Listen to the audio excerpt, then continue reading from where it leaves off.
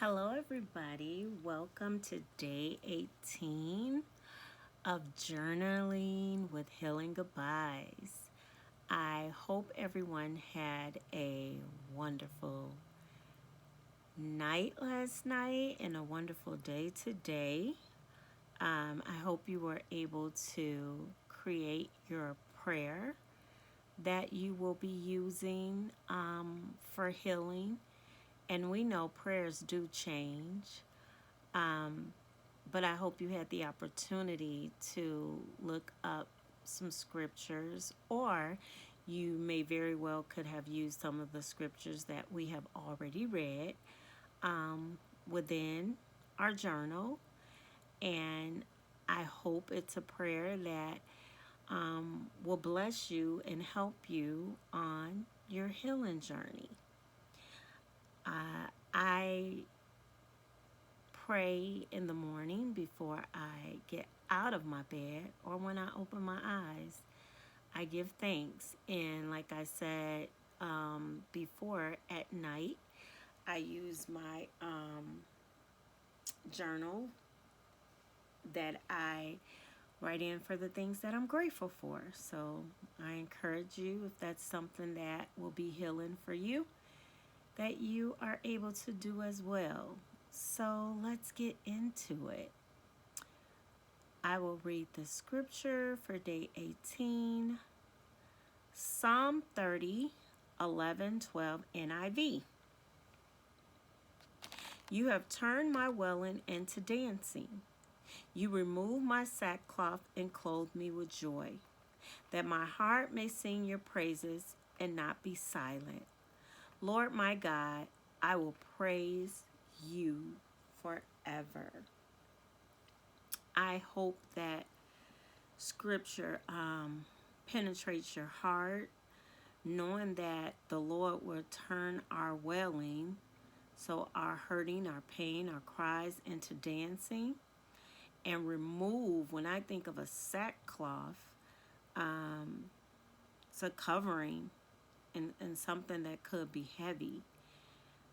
So remove my sackcloth and clothe me with joy.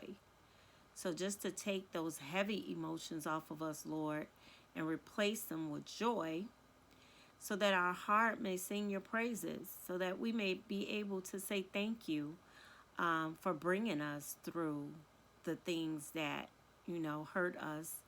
We know that hurt and pain are an inherent part of life.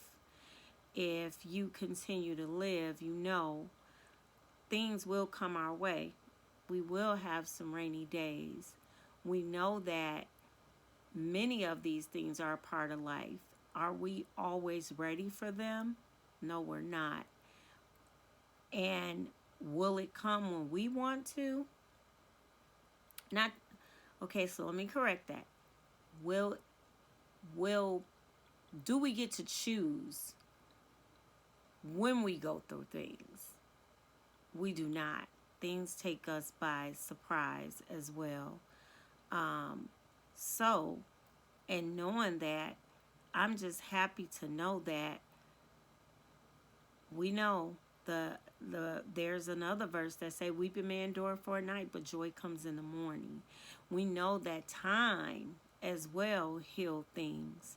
So as we go on this journey, I pray for you that your hurt may be replaced with joy, and that your heart may sing God's praises, and that you not be silent about it, but be able to help someone else. That's what this is for me. There's 3 different phases of life that I went through that caused me some hurt and pain. So I'm not just saying this to you without experiencing something. I'm not saying my hurt compares to your hurt. I'm not saying your hurt could be deeper than my hurt. Pain is pain. Some hurt a little bit more than others. Some hurt us deeply. Um, but the things that I went through, I know the activities I put in this book, those were some things that I did, to help me through things. I was also grateful, and the reason why I have scripture in here, I have known no other way. That's what I was taught by my mom and my grandma, to always call on the Lord when I'm going through something. But I know I was able to turn to my church, my community church, and I was able to receive some love and some guidance from my discipleship class, from a group of women that had more wisdom than I had, that had been through some things, and they were able to help me through. So I encourage you, and that's part of this journal where I'm asking you, so I'm jumping ahead a little bit, but start thinking about that. Start reaching out and finding some support groups and community groups for yourself to help you through your healing, on this healing journey. It is so needed. When we try and go through these things alone, it's hard. It's hard alone. I couldn't do it. I needed someone to help me through.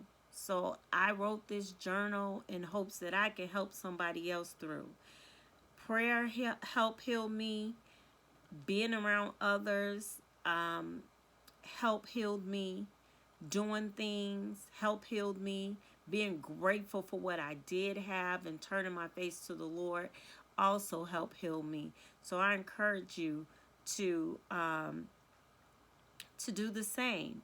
So I reflect and release. How can you strategically reconfigure your journey? Directing your gaze steadfastly towards your purpose with a refined sense of purposeful intent. What does this reflection mean? How can we release with this? So, in the beginning, strategically, that's what we have been doing since day one. We have been being strategic about what we're doing here. We were able to bring up some feelings and replace some of those feelings with some renewed things that we want. We started out with a vision, a smaller vision board that we did, and we talked about putting that as your gaze as you go through this journey.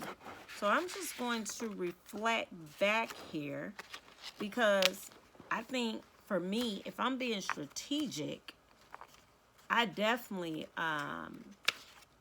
would need to go back.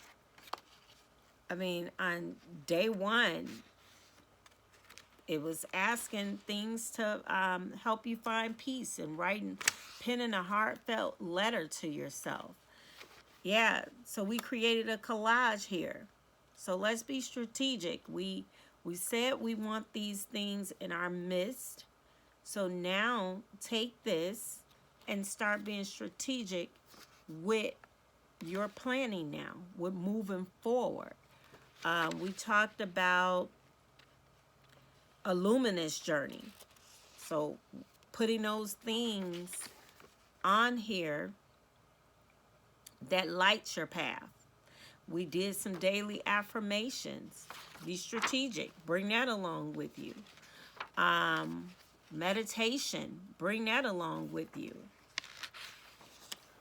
We talked about what contributes to our growth. We talked about making a gratitude list. I encourage you. I keep a gratitude journal next to my bed. One of my friends that I saw, she post on Facebook, my friend Kim Lona family, not just my friend, Kim is fam. She did a gratitude jar, which I thought was really cool, and that's something that's similar that we're going to do in this book. She just used little Post-its and wrote on them and placed them in a jar. So Kim, thank you for that. That's another visualization. So let's get strategic. There's a gratitude thing that will come forward. I don't want to jump ahead, continue to jump ahead, because we're being strategic in what we're doing here. There's, when we did our painting, mine was the promise. So be strategic. This was my replacement in my suitcase and my emotions. So I encourage you to go back, use your bucket list. And we talked about that's not just something we want to do before we leave this earth, but what can we do currently? But we don't know when. But what can we do now, today? Being present in the now heals a lot of things. It heals a lot of anxiety and worry. If you just, focus on your now. What do you have ahead of you? So I encourage you, as you get ready, let me go back here to our day 18. So how can you strategically reconfigure? Because again, I talked about how sometimes we be straightforward with what we want to do and with who we wanted to do it with and who we want in our life. And when life presented us something, we still want to continue to stay on the path, but sometimes it could be forcing us to do something. There's doors that could be open to us that we just don't want to, pay attention to. But now you have done some work. I would say 17 days of work on your healing, that's a lot. That's a lot. So take the things that you have done now. Think about where you want to go now. That answer, that inquiry where we was getting in solitude and meditating, that one question we wanted to present and find out something. Did you receive your answer? Now take that and be strategic with using that information, using your newfound emotions now. If you have been able to release some, direct your gaze now. Does it mean if you were on a healing journey in your health, what am I eating now and putting in my body? How I'm going to move forward with exercising. If I lost a loved one, how am I going to move forward to keep that person's memory alive? What I'm going to be strategic about now? Am I going to start a charity in that person's name? Am I going to go plant a tree in that person's name? Am I going to, whoever was close to that person, what can I do to help that person's family, child? If I was in a relationship, can I think about the good things that it gave me? Did I get the blessing in the lesson? So be strategic now with directing your gaze steadfastly towards the purpose. The purpose and the pain. Can you see that? I wanted, when I thought about this, that stood out so much as a title, finding purpose in the pain. But I said, but we need healing. Sometimes we need to focus on the healing. And to me, in healing the whole goodbye, because there are some things that we have to say goodbye to. How do we find purpose in it? Where is it leading us to? So healing goodbyes meant all of that wrapped up in one to me. So find the purpose in all of this, in the pain, with a refined sense. So you're refining your thoughts. You're refining your feelings. You're refining what you were feeling in your heart. Now be purposeful. Be purposeful with your healing. Remove some stuff that was there, and now be purposeful. That's a word. The one word I want to now tell you. So as I go over here to the healing exercise, it says here, reading inspiring stories. Read books or articles about others who have healed through letting go. List them here for reference. So if you know of any books, please share in my comments that you want to share with others that healed and went through something. I'm going to add another part onto this, but before I do that, I know Maya Angelou's story stood out to me. Think Why the Caged Bird Sings, and how she went through so much hurt in her life, but she overcame, okay? And came out on top. Look what it led her to. That hurt that she experienced when she got hurt as a child and became mute. But after being mute, she had someone there, a teacher. And that's why I'm saying we need some people to help us along this journey and along the way. That teacher helped her find her voice. And look what she became. Look at the significance and the power behind Maya Angelou, and just her name is powerful alone when you hear her name. So be an overcomer. That's one word I want to share with you tonight. So I'm adding a second part to this. Not just reading inspiring stories, watching inspiring movies.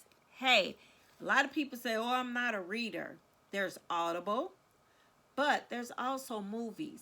So while putting in my data tonight and in my portfolio for teaching, for work, always doing that, I had a movie on from PureFlix.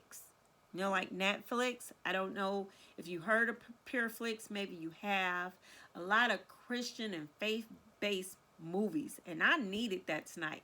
That was healing for me. I watched a movie the name of the movie is Overcomer on PureFlix. A young lady who's in a race.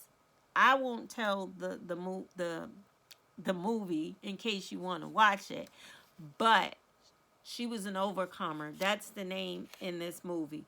And I wrote that down because it inspired me so much tonight. Brought me to tears. There was some healing and cleansing tears. And it says, it left this Bible verse at the end. It says, overcomer. 1 John 5:5. Who is it that overcomes the world? Only the one who believes that Jesus is the Son of God. Now, I am a believer, and I'm not sure who all, join this with me, if you are a believer or not, but I am. And I know that's what it took for me to overcome. That's why I place scripture in my book. This is a faith-based journal. It is. I couldn't do it alone, okay? I couldn't walk the walk or go through this journey alone.